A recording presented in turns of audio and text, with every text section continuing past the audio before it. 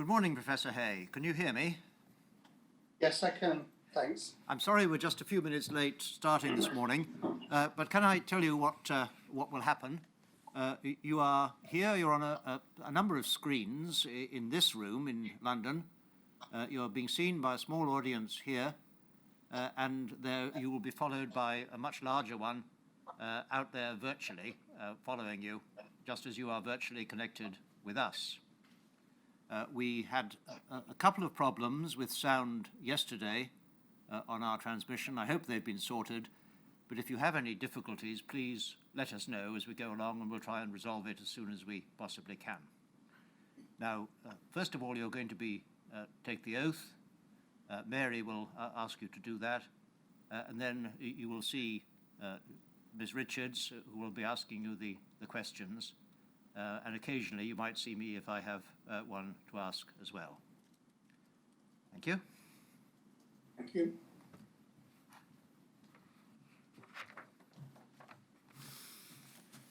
Please state your full name.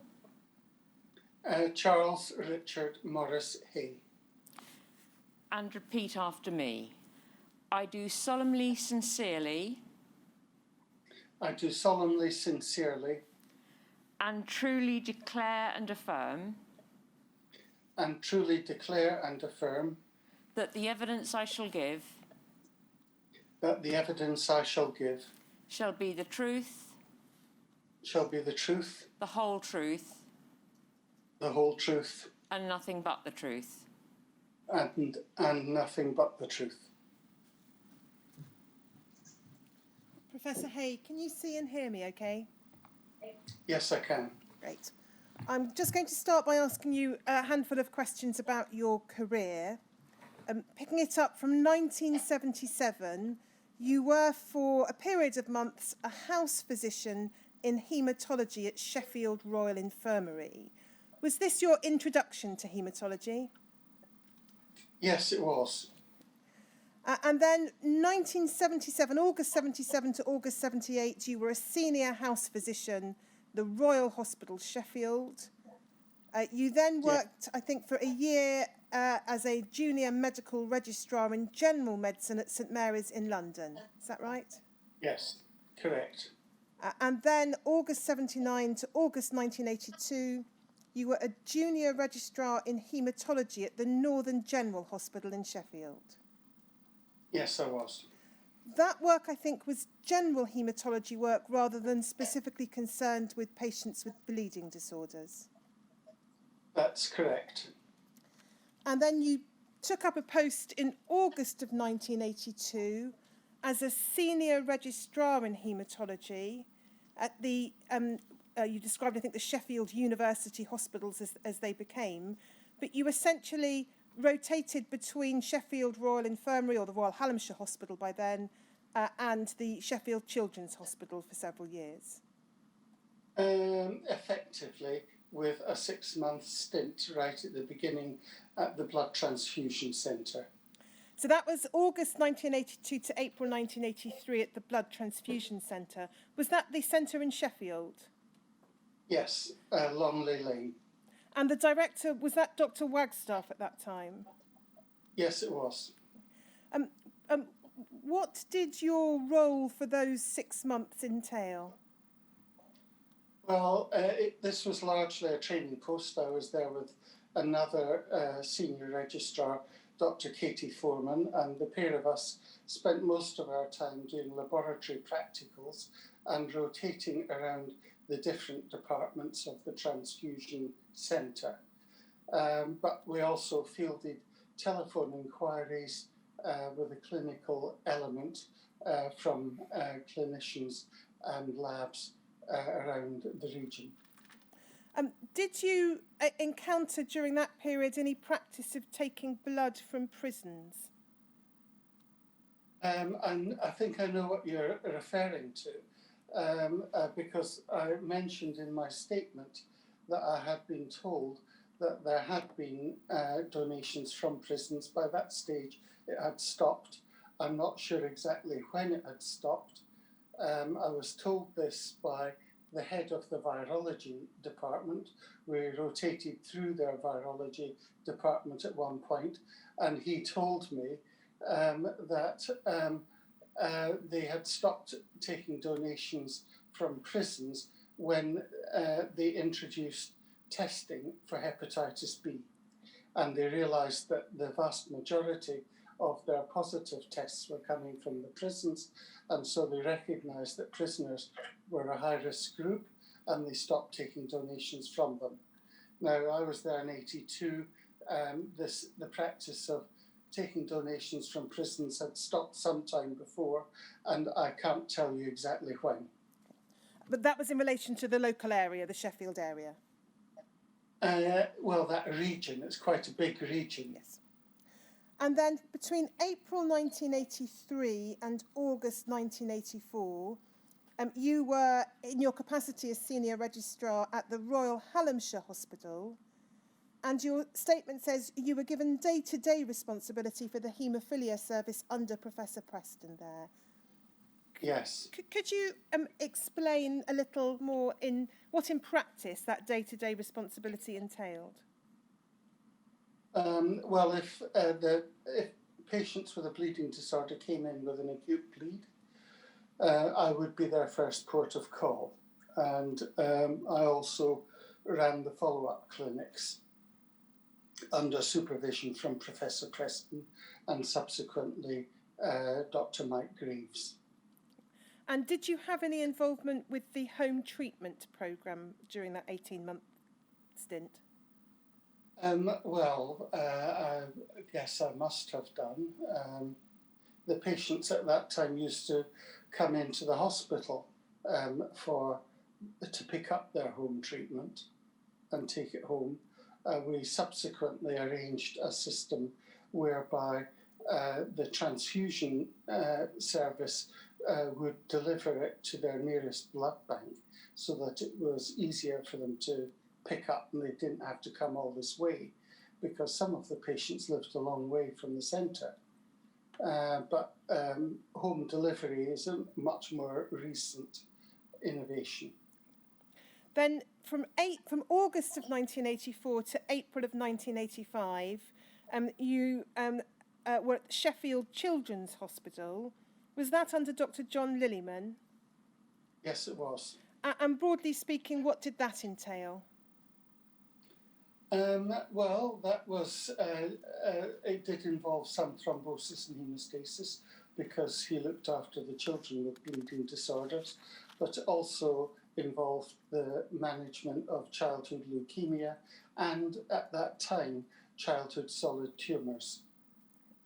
Then April of 1985 to August of 1986, you were back at the Royal Halemasher Hospital under Professor Preston, carrying out similar duties as you had previously. Is that correct? Yes. And then you returned for a further 6 months to Sheffield Children's Hospital between August 1986 and April 1987. Is that right? It is.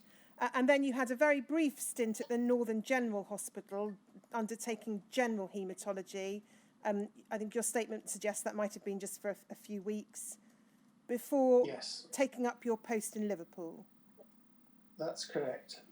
So May 1987, you became a consultant haematologist in Liverpool and director of the Liverpool Hemophilia Centre, or I think it may have become known as the Mersey Region Hemophilia Centre. Is that right? Yes, it is. And you were, to start with, the sole consultant there? Well, I was the sole consultant with responsibility for haemophilia management. There were 2 other consultants, and we shared the malignant haematology equally between the 3 of us. So I was clearly the busiest of the 3. And then December 1994, you moved from Liverpool to Manchester as a consultant haematologist and director of the Manchester Hemophilia Centre at the Royal Infirmary. Yes, the Manchester Adult Centre. And that's a post that you continue to occupy? Yes. Then in terms of membership of relevant organisations, you've been a member of UKHCDO since 1987, I think. That's correct. And then within that, and leaving aside various working parties, which we may come on to at a later stage, you were treasurer from 1992 to 1997, vice chair 1997 to 2005, and chair of UKHCDO 2005 to 2011. Correct. And you have been closely involved with the National Haemophilia database. Again, we'll come back to the detail of that. But I understand from your statement you've been director of that database since 2002, and you continue to hold that post. Yes, that's correct. And then, amongst other matters, you have given written and oral evidence to the Penrose inquiry, and you acted as an expert witness for the defence in the hepatitis C class litigation. I did. So I'm going to ask you now some more detailed questions about Sheffield and the Royal Halemasher Hospital. In particular, for that first 18-month period you were there, April 83 to August 84, an important period for the inquiry's terms of reference. I know, of course, that it's a long time ago, Professor, but if you can do your best to assist us. Can you describe in broad terms what the facilities were at the Haemophilia Centre at the Royal Halemasher when you arrived? Well, they had a world-class laboratory. Were very active in coagulation research.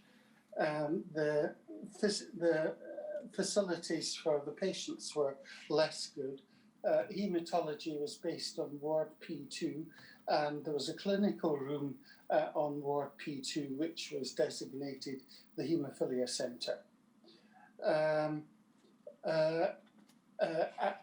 When I arrived, there was a weekly follow-up clinic for patients with haemophilia, which I did. And at that point, there were no haemophilia nurses. There was only irregular physio input, and there was no joint orthopaedic clinic. But with the passage of time, we acquired a haemophilia nurse specialist, and we organised joint orthopaedic clinics, and on a grace and favour basis, we got regular physiotherapy input. So things improved from that perspective. There was very good secretarial support throughout that time. And the clinical nurse specialist, was that Sister Joy Farnsworth? It was. And she joined, I think, in around 1985. I can't remember exactly, but that's probably right. You've mentioned the weekly clinic. Your statement refers to there being a weekly discussion that would take place pre-clinic.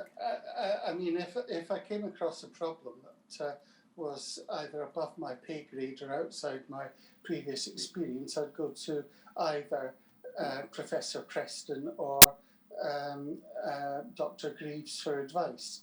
But quite apart from that, we had a multidisciplinary meeting once a week before the main ward round of the week. And that would take half the morning, during which we would discuss difficult cases and any policy changes. Eric would give us some feedback from committees he might have attended, and we would discuss the literature. It was a separate meeting, actually, called the Journal Club, where we went through recent papers of interest. And how often did the Journal Club meeting take place? Was that regular or ad hoc? No, that was regular. That was once a week. In terms of the number of patients with the Sheffield Haemophilia Centre, your statement tells us that, and you, I think, ascertained this from looking at the National Haemophilia database, that in 1983 there were 166 patients who were registered with the centre. Yes. We've already touched on the home treatment programme. Was that well established and well underway by the time you arrived in April 1983? My impression, and My impression is that Sheffield was at the forefront of adopting home therapy. I had assumed that all the other centres were the same. It was only as I recently read through various minutes I realised that some centres have been far slower to establish home therapy. But to be honest, most of the patients were on home therapy even when I was a houseman in 1977. And certainly by 1983, it was more or less universal, except for the odd patient that never took to self-injection. And the patients who would have been on home therapy were typically patients with severe haemophilia A. Yeah, either severe haemophilia A or B, or moderate severity with a severe phenotype. There is a clinical overlap. The frequency of bleeding doesn't correlate as closely with the baseline factor 8 or 9 level as you might expect. And there was at that stage no programme of prophylactic treatment? No, none. Can I just ask you about the products that were used for treatment at that time? We've looked at the 1983 return with Professor Preston. You've exhibited to your statement a document. Henry, could we have WITN 3289040?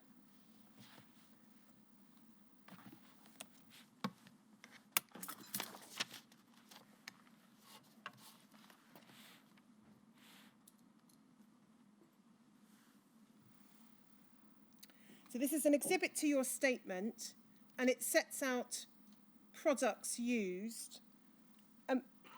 Is this material that you have picked up from the National Haemophilia Database?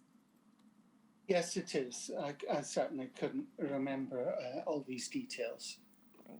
And we can see from it and from, as I said, the return that we went through with Professor Preston, that DDAVP was in use. Professor Preston told us that would be used routinely for mild haemophiliacs. Was that your experience?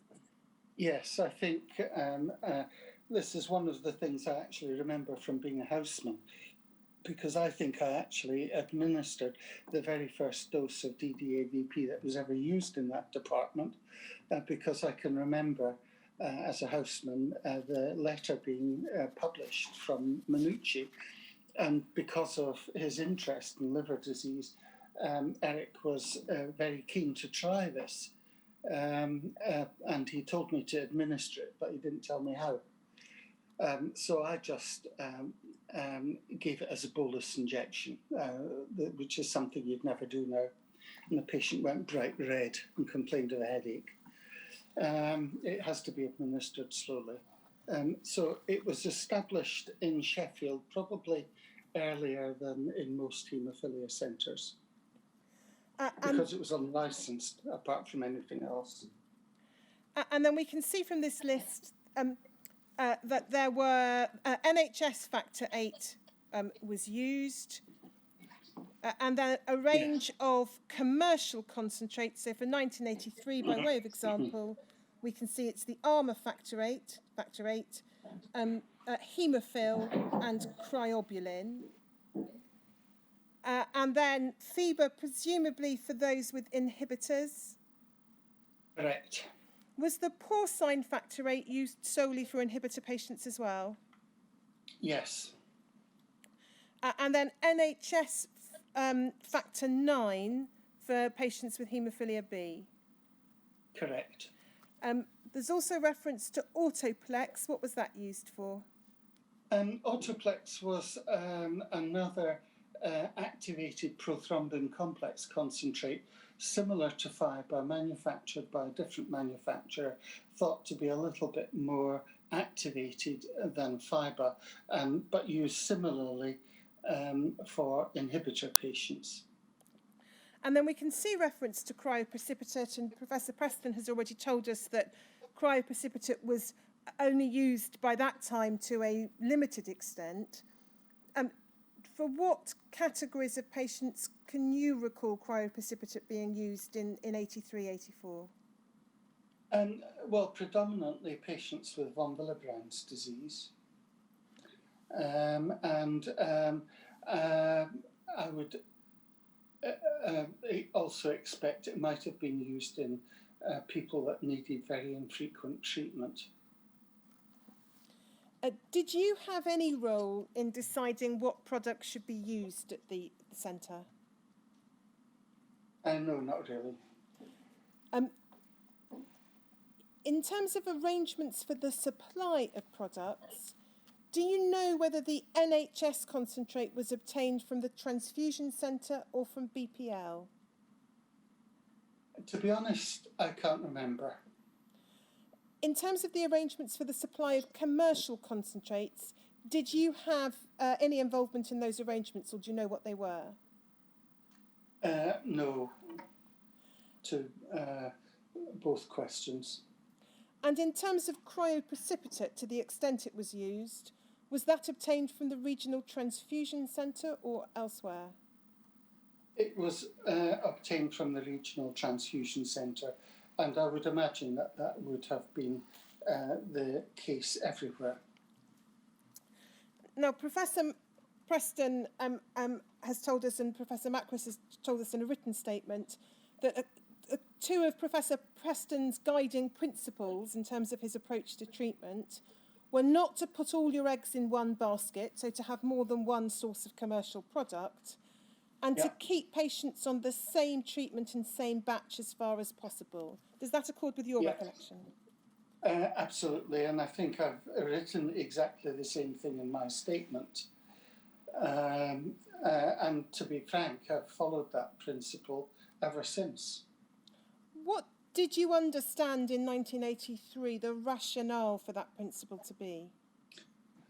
There was some weak epidemiological evidence that some patients had more than one episode of non-A, non-B hepatitis. Now, you know, these are sort of case presentations. I think it is accepted that some patients certainly did. And we didn't know really whether that was because they'd received concentrate from a different geographical origin or just been unlucky and exposed to another strain. As I'm sure you know, at this stage in the inquiry, there are a number of different hepatitis C genotypes, but we didn't know that at the time. So it was felt that if you kept the patients to a single brand and took some care to make sure that that was the case, they might be less likely to be infected for a second time. The principle behind not putting all your eggs in one basket is because all of these manufacturers have interruptions of supply from time to time. If you only had one supplier, you might suddenly find yourself very short of factor VIII. Do you know how it was decided which patients would get NHS concentrate and which patients would receive a commercial concentrate? If I did know, I can't remember, to be perfectly honest. And do you recall whether there were any particular difficulties in terms of the supply of NHS concentrate? Was there enough? Well, there wasn't enough. There wasn't enough nationally, and that's why, as you go through the returns and the minutes of various UK CDO committees, which I've done recently but was unaware of way back then, you discover that the proportion of commercial concentrate used in the late 70s and early 80s was going up and up and up because BPL could not supply enough. And I can remember that when I was a senior registrar there, they were distributing product on a pro rata basis, depending on how much plasma was sent for fractionation by the local transfusion centre. And I think we got about 40%, that's my recollection anyway, of our requirement as BPL product on that basis. Because that actually was a reflection of the fact that our local transfusion centre sent more than average to be fractionated. So that was considered a good proportion. But the problem just got worse and worse, because if you look at the amount of factor VIII that is consumed by the patients over the years, you see that over a 40, 50-year period, the amount used goes up by 7 or 8% every single year until very recently.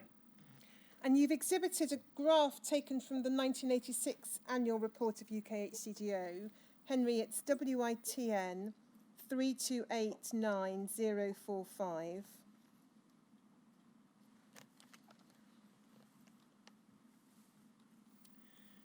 We can see from this that the top line, which has the circles, gives us the total amount of factor VIII concentrates used in the period that this figure covers, roughly 1970 to a little bit beyond 1985. And then, as I understand it, the line broken up by triangles shows us the amount of commercial factor VIII usage.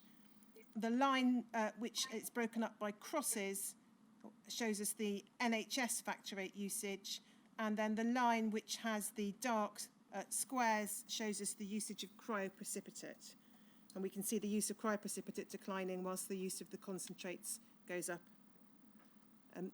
Have I correctly understood this document that you've shared with us? Yes, that's correct. We saw with Professor Preston copies of a handwritten ledger which ran from 1976 to 1981. We haven't burdened you with it, Professor Hay, because it's before you arrived. But it's a handwritten book in which patient details for every attendance are recorded, the nature of the bleed, the particular product given, and the batch number. Can you recall, by the time you arrived in 1983, what, if any, system there was for recording treatments and batch numbers? Presumably you needed to record batch numbers because you had your policy of trying to keep patients on the same batch. Well, we recorded batch numbers partly for that reason, and partly because if there was a specific problem with a given batch, you could trace who'd had it. It was very common to get allergic reactions, particularly to plasma or cryoprecipitate, but also to a lesser extent to the relatively crude concentrates that were being used at that time. And some batches were much worse, and occasional batches were actually withdrawn. You have presented me with some correspondence with Armour that I'd long since forgotten that details how we actually withdrew the small number of bottles of their product that we had at one point. People still use ledgers like that. I have a ledger like that in my Hemophilia centre. So if we send product out to a patient, we record all those details in the ledger. If a patient comes in or is having surgery, every dose that they get is put into that ledger. And in terms of home treatment, I know the programme was already well established by the time that you took up your post in 83, but were patients on home treatment generally required to keep detailed records of their usage of product? Well, they were supposed to. Compliance with that was variable.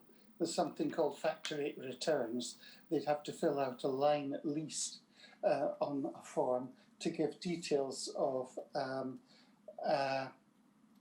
what they'd used the product for, whether they'd responded, whether there were any side effects, and what they'd used. And they were supposed to return those by post or bring them in when they came in and that provided useful clinical information because when you're assessing the patient, you'd know how often they were bleeding, which joint they were bleeding into. You could assess whether they were treating themselves adequately or not, because some patients were very stingy with the treatment, and the actual doses that were used to treat bleeds increased progressively with an evidence base.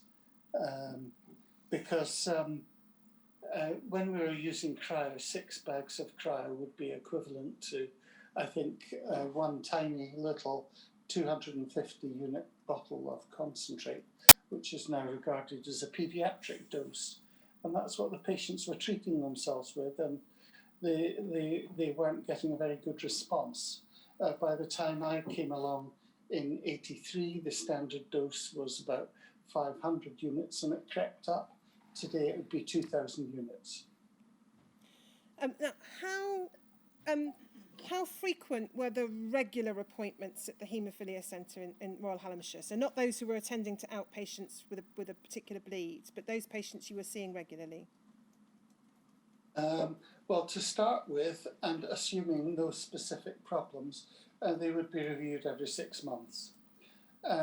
When HIV came along, we reviewed the patients that we knew to have HIV more frequently, particularly once treatment came along, every 3 months. And the patients had open access to the service. This is a universal arrangement with any haemophilia centre, that the patients can bypass switchboard in a sense, phone up and speak to a doctor for advice, or pop into the Haemophilia Centre when they feel the need to do so. So at a typical 6-month routine appointment with a patient, an existing patient with severe haemophilia A, could you just talk us through, to the extent that you're able to, from 1983, 1984, what that typical appointment would entail? What kind of discussions, what kind of tests? Well, you would ask them about any bleeds that they'd had in. You'd ask them how they treated themselves. If they had returns, you would examine these because they would give hopefully a more accurate view of how often they were bleeding. If you thought that they had non-A, non-B hepatitis, you'd examine their abdomen as well as their joints. You might discuss that. You might arrange an ultrasound if they hadn't had one for a while. And as time wore on, we talked more about HIV. In terms of decisions about the products they would receive by way of treatment, would your role have been essentially just to continue the status quo, or were there occasions when you would be recommending a change of, or wanting to consider a change of treatment? Well, during that period, we, following the principles I've already discussed, we more or less maintained the status quo.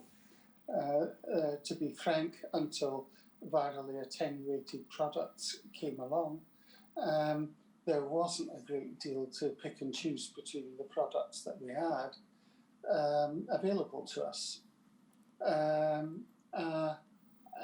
We did participate in 1 or 2 studies of virally attenuated products during that time, as you know from the publications.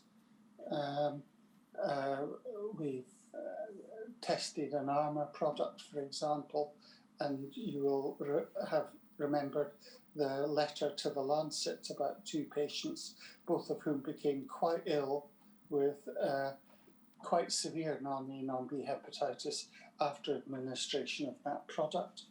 And then the unit also participated in the multi-centre study of alphanate. I was very peripherally involved in that, which you might guess from the absence of my name in the list of authors. a lot of it, that trial took place when I was actually out of the department at the Children's Hospital, but I was aware of it at the time. And so if there needed to be a decision to change treatment, whether it's changing to a different concentrate or use of a heat-treated concentrate, would that be something that you would then discuss with Professor Preston? Or Well, to be honest, my recollection is that if there were any changes of treatment, he would make the decision. The decision about alphanate, which I expect we're coming to at some point, was entirely his. Apart from that, there were very few changes of treatment. Where they occurred, they probably would have related to difficulties with supply. Sometimes companies had some technical problem that caused supply issues, and then the patients treated with that product had to change. And then in terms of the liver function tests that you would undertake at the routine outpatient 6-monthly appointment, 83, 84, what tests, broadly speaking, would you undertake, and what discussions would you hold with patients about them? Well, all the patients were tested for the markers of hepatitis B, and from 1982 they were all vaccinated. We obviously didn't have a test for non-A, non-B hepatitis at the time, but we checked the liver function tests. These would be mainly transaminases, but basically a liver function profile. And we checked their blood count and probably their electrolytes, and not a lot else. They would have an abdominal ultrasound every couple of years. And if the outcome of the liver function tests gave rise to any cause for concern, how and when would that be communicated to the patient? Would it be at the next 6-monthly appointment? Yes, it would be at the next 6-month appointment. And was it your routine practice to tell patients what their test results showed? Well, as far as I recall, yes. We understand from other evidence, again, Professor Macris, Professor Preston, that at Sheffield there were stored blood samples, a system which I think predated your arrival there. What, if anything, can you tell us about that? Well, these were plasma samples stored in the lab. There would probably also have been samples stored routinely in virology because they retain samples for 3 years. Were those samples taken at every routine appointment, to your knowledge? I don't think so. Were you, as far as you can remember, ever involved in taking those samples for storage? I presume I must have been. Can you recall what, if anything, was said to patients about that? No, I can't. In terms of providing patients with information about non-A, non-B hepatitis, we take first of all the case of a patient who you don't currently suspect has non-A, non-B. What, if any, information would you give a patient in this 1983-1984 period about the risks of non-A, non-B from treatment with factor concentrates? Are we talking about a patient with severe haemophilia? Yes. Well, by that stage, they'd all been treated with concentrate, and I think we would have understood that although we couldn't quantify the risk, there was a very high risk that they'd been exposed to hepatitis C. But what we didn't know was how many of those patients would clear the virus. We now know it's about a third. So we really didn't know whether patients with normal liver function tests were viremic or not. We would have said to them that it was a possible risk. And would you have told them, if you can remember, would you have told them, do you think, that there was a possible risk of non-A, non-B hepatitis, or would you have also told them there was a possible risk of them developing chronic or serious liver disease? Well, when I first went there, although there were papers in the literature that showed very high incidence of abnormal liver function tests in patients with haemophilia, all the liver biopsy studies up to that point, including Professor Preston's study of 1978, tended to show very mild liver disease. And it was the consensus of opinion at that time that non-A, non-B hepatitis was by and large benign and non-progressive. Now, we know that that's a very poor generalization now, but back then that would have been the consensus. So I think the patients would have been generally reassured.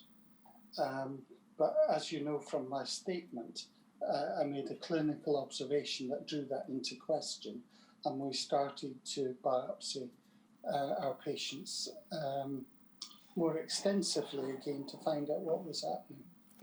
I'll come back to the possibly the consensus in the medical literature in a little while, Professor Hay, but just sticking then with the information given to patients, because of the, as I understand your evidence, please correct me if I'm wrong, because of your understanding that it was perceived as a relatively mild and non-progressive condition, patients, is this right, might have been told of the risk of non-A, non-B hepatitis, but would have been given reassuring information that it wasn't something for them particularly to worry about. Well, that's right. And I mean, I can't speak for other centres. One of the things I think you should recognise about the Sheffield Centre is that because of the long-standing interest in liver disease, it assumed a much higher profile in that centre than I believe to be the case in many others. And then for patients who were not severe haemophiliacs, so patients who were infrequently treated or mild haemophiliacs, would there be any different conversation that you might have with those patients about non-A, non-B hepatitis and its risks? Well, however mild or not non-A, non-B hepatitis was, one didn't want to transmit it. For most of the patients with severe haemophilia, it was probably too late at that point. But patients with mild bleeding disorders require treatment infrequently. And so those patients would have been much less likely to have been already exposed to non-A, non-B hepatitis. And it was the unit policy to try to minimise any further exposure. And so those patients would have been treated with DDAVP if the patient was known to have an adequate response to it, or cryoprecipitate, or they would have had a discussion about the relative risks of non-A, non-B hepatitis. A lot of the patients who were treated for the first time with some of these agents, and particularly the trials of virally attenuated products, would have had that conversation because one of the problems with DDAVP is tachyphylaxis. That's particularly a problem with haemophilia, so that each dose has 40% less response than the dose before. So the response may be adequate for a minor procedure, such as a dental extraction, but if the patient's to undergo more invasive surgery, the effect of DDAVP would wear off and the patient would be exposed to an excessive bleeding risk. And so they may have no alternative but to have concentrate or possibly cryo, though cryo is quite difficult for surgery because you need such huge doses. You know, you might be giving a patient 24 bags a day or more. And very soon you get into the sort of territory where they're exposed to a significant hepatitis risk anyway. Now, you've mentioned already the use of heat-treated products.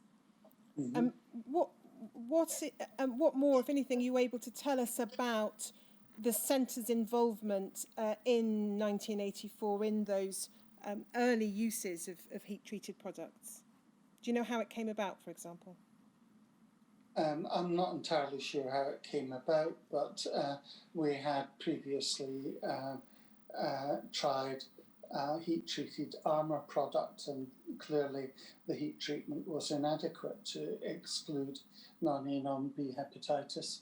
And then alpha came along with alpha cruffalate, and that needed to be tested in a PUP study, previously untreated patient study. And that trial was conducted between Sheffield, the Royal Free and St Thomas's, I believe. And they got 27 patients into it, of whom 24 did not develop non-A, non-B hepatitis, and 3 did. So clearly that was a big step in the right direction. But when they ultimately came to market this product, and indeed a number of others, they were marketed as hepatitis-reduced products. Now, people used them partly because of HIV and because it was obviously a step in the right direction, but they didn't think it was the full answer. As far as you can recall, was the centre's involvement in the use of these the 2 heat-treated products on a trial basis, was that a response to the risk of hepatitis in 1984, or was it a conscious response to the risk of AIDS?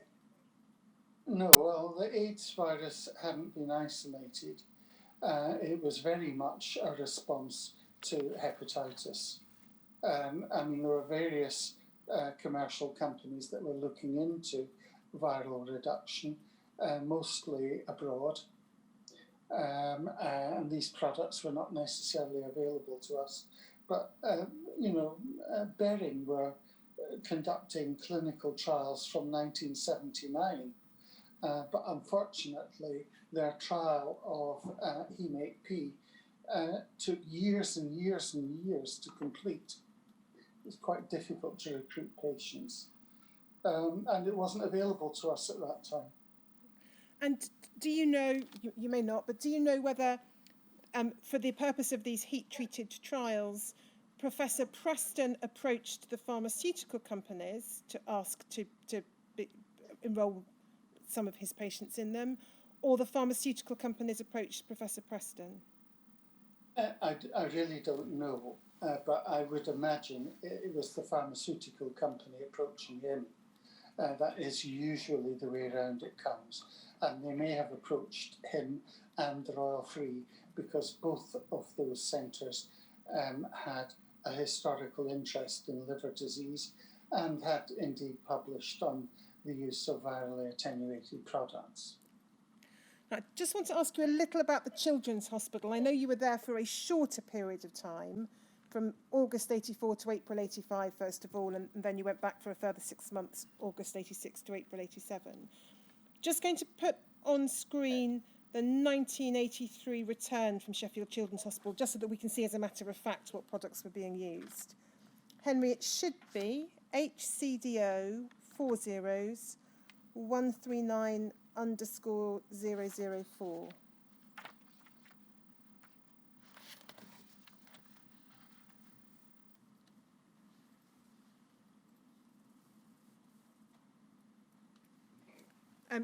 So we can see here, Professor Hay, it's the annual return for 1983 for Sheffield Children's Hospital. Total number of Hemophilia A patients treated during the year 17. No von Willebrand's patients, no carriers. And then we can see Cryoprecipitate being used, 1,135 bags in hospital, none for home treatment. NHS factor 8 being used, 26,185 units in hospital, 147,622 units for home treatment. And then a small amount of commercial concentrate, factor 8, 5,266 units in hospital, 8,500 in for home treatment. And then the other material that we see there is Autoplex. I think, actually, we'll just go to the next page, please, Henry, for the sake of completeness, as we don't currently have much information about the Children's Hospital. This is then for the Haemophilia A patients with inhibitors. We can see that they were received predominantly cryoprecipitate, a very small amount of NHS factor 8 concentrate, and down the bottom of the page, Autoplex. And then if we go to the third page, please, Henry, we see one child patient with haemophilia B treated during that year and treated solely with NHS factor 9 concentrate. And then there's a handwritten note which tells us that some factor 9 concentrate was used for a factor 10 deficiency patient on home treatment. So, Professor, that paints a picture, at least for 1983, and I'm afraid we don't have the returns for 84 or 85 at the moment, of a mix, predominantly NHS concentrate, a more substantial use of cryoprecipitate than at the Royal Halemasher, and a very modest role for commercial concentrates. Does that assist in triggering your recollection of the products that were used at the Children's Hospital at all? Well, I think they had a very small number of patients with haemophilia, and they were able to use NHS products to a greater degree. Most of the patients with haemophilia B throughout the country were managed with UK factor 9 concentrate because there were far fewer of them. So we were essentially self-sufficient in factor 9 concentrate. And broadly speaking, yeah, what was the role that you undertook at the Children's Centre during those 2 6-month placements there? Well, I worked closely with a junior registrar in paediatrics. We worked as a team. He was not a haematologist, or she.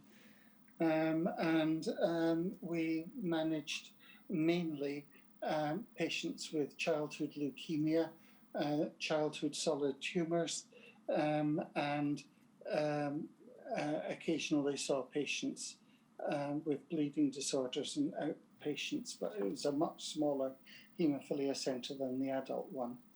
And were the decisions as to what products to use therefore down to Dr. Lillyman? Yes, definitely. Do you happen to know if the policy or system of keeping a patient on the same treatment and same batch was in use at the Sheffield Children's Hospital? I don't recall. And do you recall whether you had any involvement in talking to the patient's parents about risks of non-A, non-B hepatitis whilst you were there? I honestly don't remember.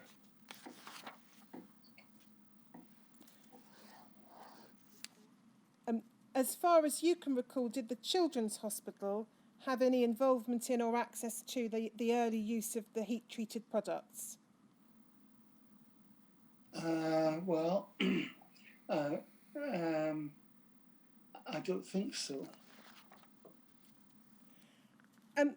You know, when we switched over to alphanate, my recollection is that supply was extremely limited, and that there was some special negotiation whereby they agreed to supply those centres that had participated in the clinical trials.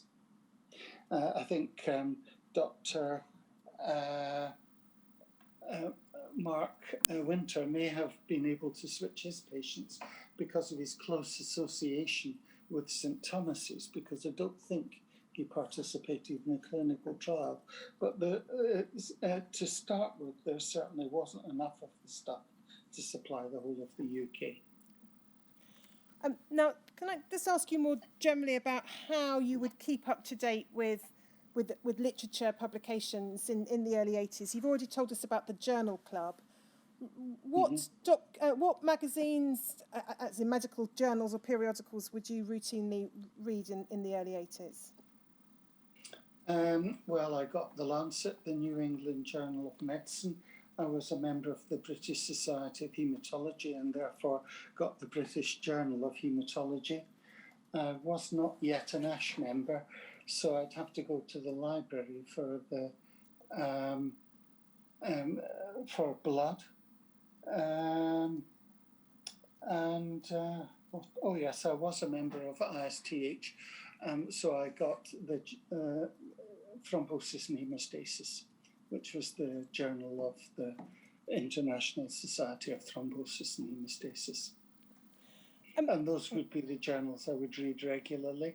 But if someone pointed me at an article or it came up in discussion in another journal, one might go to the library and dig it out.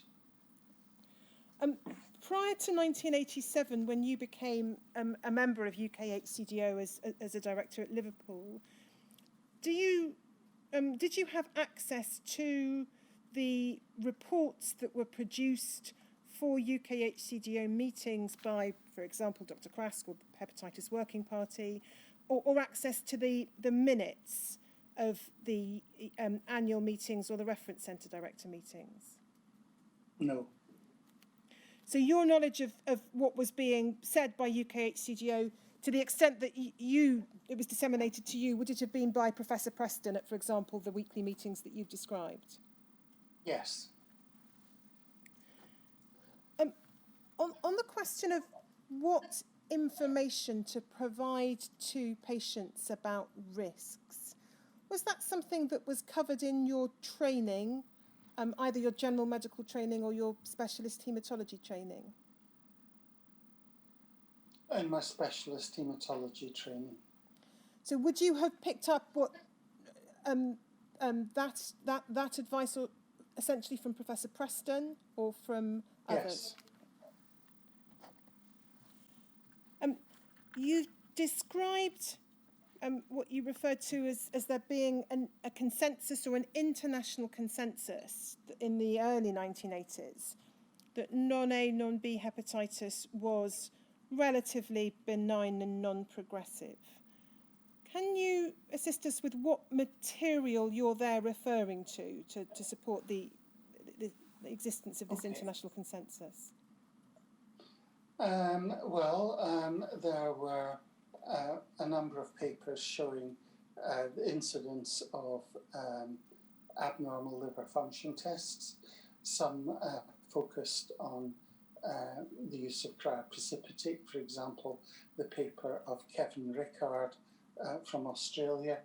Others on the incidence after the introduction of concentrate. It was clear that both agents transmitted whatever the agent was that caused it. There are a whole series of liver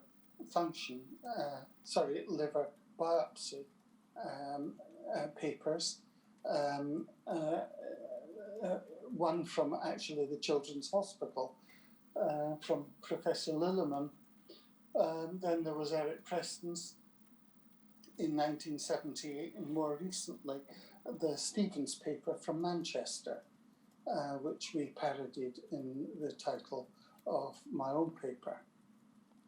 And Minucci and Colombo also did liver biopsy studies, and they all showed mainly a low grade of inflammation or no inflammation at all. Okay. Minucci in particular at that time was particularly going around saying that this was non-progressive.